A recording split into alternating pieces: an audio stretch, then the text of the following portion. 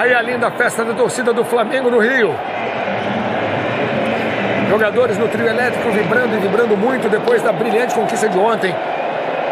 2-1 no River em Lima. O torcedor do Flamengo ele nunca vai deixar de torcer, ele nunca vai deixar de incentivar, independentemente do que a equipe apresente dentro do campo. Mas ele hoje tem muito mais prazer em ver esse Flamengo jogar. Que é o mesmo prazer que quem gosta de futebol tem. Pois é, e é um time que remete a uma tradição. Voltando ao time de 81, um time que remete, o time atual remete a uma tradição rubro-negra. Jogar pra frente. O que faz a torcida do Flamengo hoje, eu nunca vi. Sinceramente, eu jamais vi.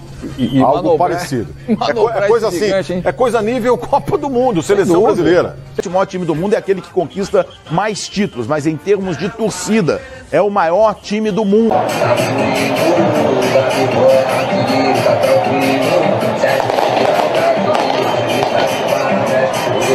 E a galera continua chegando em peso.